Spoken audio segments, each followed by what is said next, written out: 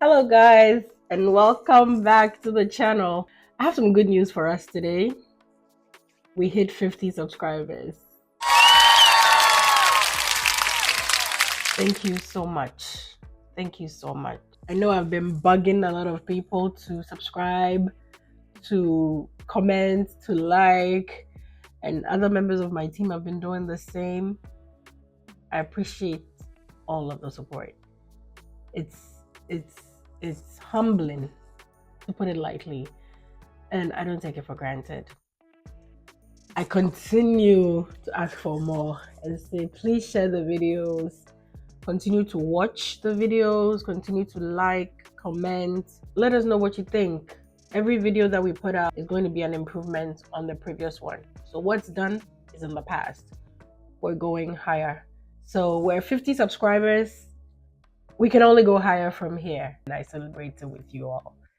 Thank you so much. If you're new here, my name is Nana Adum, and this is the Nana Adum Show. Let's go.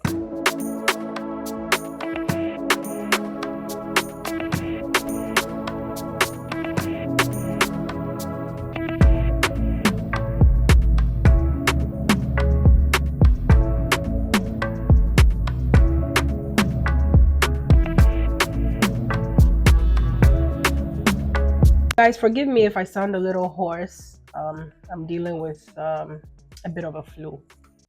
Sometimes the stories that shake the diaspora are really not those of crime or of a scandal. They are those quiet tragedies that happen behind closed doors in quiet apartments with little to no witnesses. One such tragedy is that of Mercy Baguma, a 34-year-old Ugandan mother who passed away in Glasgow in August of 2020. Mercy Baguma moved to the UK, like many move abroad, with hopes of having a better life and having more opportunity. But as she soon found out, life abroad is never as simple or as soft as seen on social media. Behind the success stories are the struggles. And for Mercy, her struggles were very overwhelming. Mercy entered the United Kingdom seeking asylum. This unique application put her in a very limited position. It meant she needed a work permit, and when this work permit expired, her limited leave to remain also ran out, meaning she couldn't keep a job. It became illegal for employers to employ her. At the same time, she had a condition known as no recourse to public funds. Viewers in the United Kingdom, I believe, are familiar with this. This meant that Mercy's unique position in 2020, having no job, having no safety net, having no access to government assistance, was in a very bad place. Now, I want us to cast our minds back to 2020, that year when COVID was upon us. There were lockdowns, people were dying, people lost their jobs. And Mercy was one of such. And because of her unique immigration problems, her situation was a little more complex. Mercy wanted nothing more than to be a good mother and to carve out a good life for herself and her son in Glasgow, Scotland. Described as a lovely woman by her friends, Mercy was actually a member of a new refugee community group welcoming new refugees into her city. It is understood that Mercy lost her job when her limited leave to remain expired and she could no longer legally access government assistance because of this status. So she was relying on food from friends and charitable organizations. It's understood also that her former partner, Eric, who's also her son's father, didn't know her whereabouts. So he kept coming by the house, knocking on the door, and there was no answer. And knowing that Mercy was in the asylum process, he presumed she had been assigned a new accommodation and perhaps had been relocated.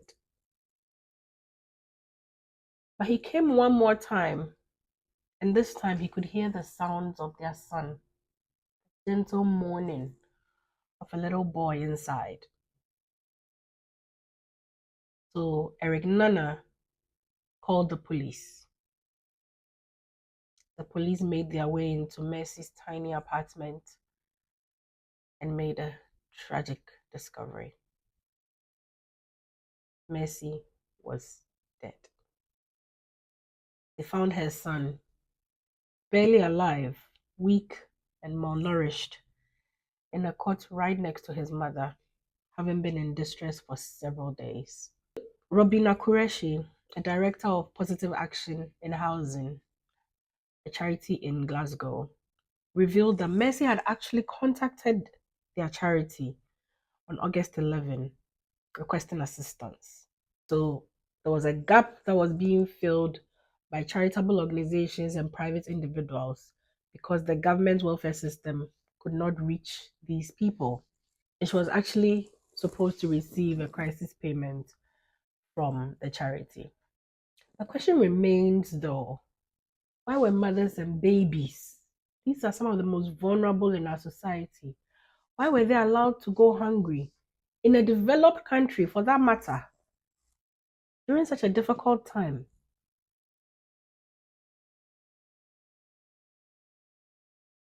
Why was it being left to charities and volunteers to pick up the pieces?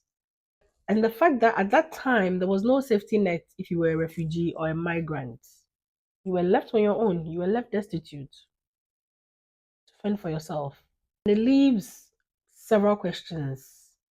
That is the welfare system in these first world countries based on need or really based on immigration status? Because people like Mercy were prime candidates for government assistance during the COVID-19 pandemic and the lockdown. But somehow she was considered ineligible because her leave to remain had expired. That piece of paper that says you are no longer legal. It does leave a lot of questions unanswered. However, none of those bring Mercy back. We do send our sincerest condolences to Mercy's family and to her son. We are informed that the father of the child and her son were granted asylum following Mercy's passing. Adriel, he needs like lots of love, like he needs a lot of reassurance because of those few days he was in there crying, no help, no one to come for him. So he felt like the whole world had abandoned him. He felt isolated. So he just needs time, like, I don't know, it might take a month or two or even more for me to like reassure him that I'm always here for him and I'll be here for him. Since everything happened, he had mentioned he has called mommy 2 times. So like those times he mentioned mommy, I cried because I remember how she used to hold him, how they used to bond together. It's just emotional. It's just cried. So I hope his future will be here in Glasgow. Yeah, he has his future in Glasgow, and I also want him to play for the Scottish national team. Yeah, hopefully.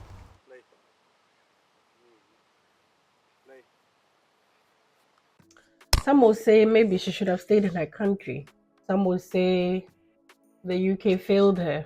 Some will say, well, her leave to remain had expired. And abroad, what makes the system work is that there are systems. What makes living abroad work is that there are systems that must be followed. What do you say? I'd love to hear your thoughts on this story.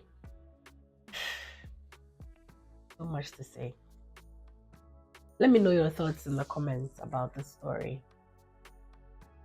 Sometimes the journey abroad takes having to make that journey yourself to really know what it comes with. Let's check on each other. Let's check on people.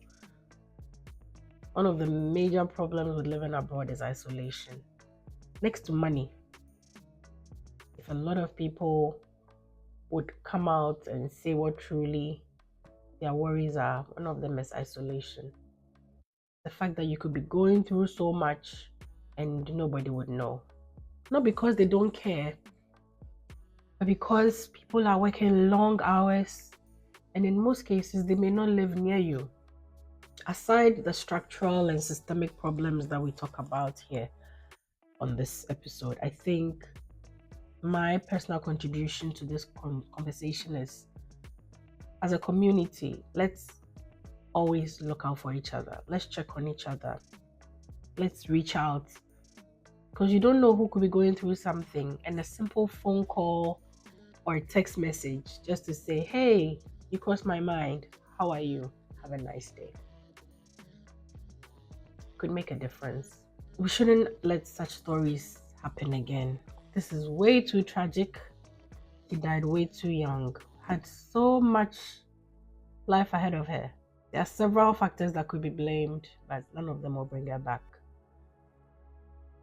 All we do is hear such stories and pick the lessons that we can, and we move on. Till I come your way next time, it's me, Nana Adam, signing off from the Nana Adam Show.